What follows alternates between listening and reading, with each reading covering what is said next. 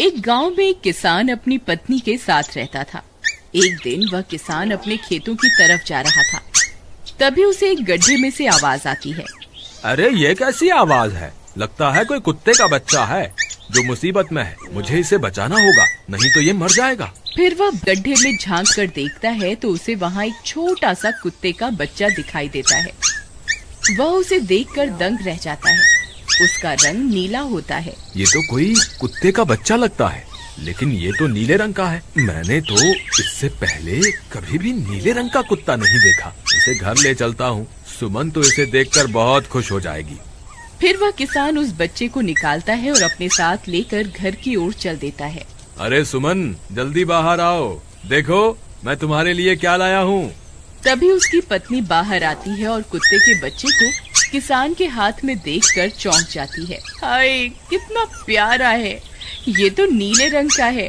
अजी, ये आपको कहाँ से मिला? क्या मैं इसे अपने साथ रख सकती हूँ? मुझे बचपन से एक कुत्ते के बच्चे को पालने का बहुत शौक था। हाँ हाँ, क्यों नहीं, मैं इसे तुम्हारे लिए ही तो लाया हूँ। लेकिन ये आपको मिला कहाँ से? मैं खेत की तरफ जा रहा था, तभी अचानक गड्ढे से इसके रोने की आवाज आई। मैंने झांक कर देखा तो मुझे ये उसमें पड़ा हुआ मिला।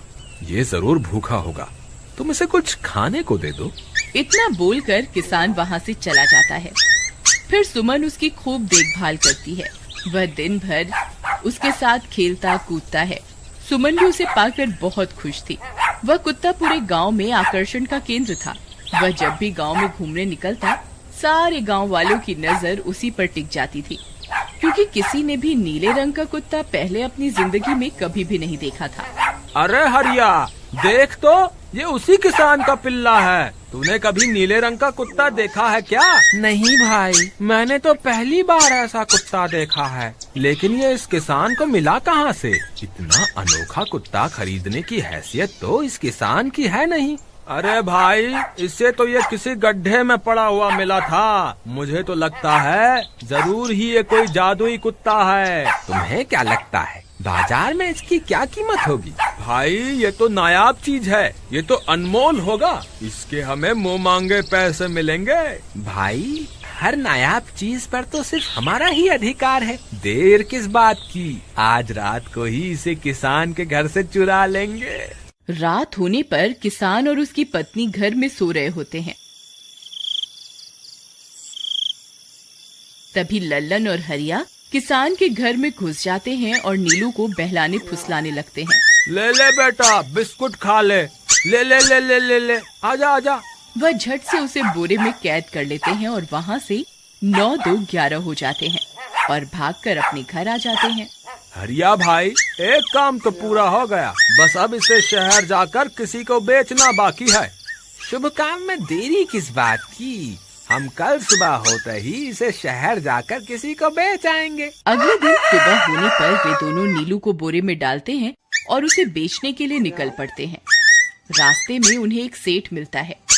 उसे उस बोरे में से अजीब अजीब सी आवाजें आती हैं। अरे भाई, रुको रुको, इस बोरे में क्या भर कर ले जा रहे हो? भाई, ये एक जादुई कुत्ता है। ऐसा कुत्ता पूरी दुनिया में केवल एक ही है। ऐसा कैसे हो सकता है भाई? जरा मुझे भी तो दिखाओ। वह सेठ नीलू को देखकर चौंक जाता है।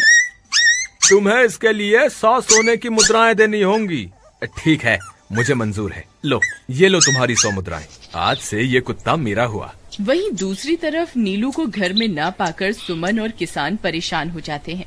सुमन का रो रो कर बुरा हाल हो जाता है। नीलू, तुम कहाँ चले गए?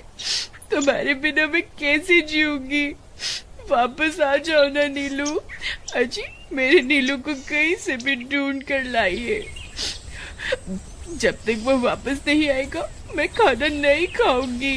ठीक है, तुम रोना बंद करो, मैं उसे ढूंढ कर लाता हूँ। फिर किसान गांव में लोगों से नीलू के बारे में पूछता है।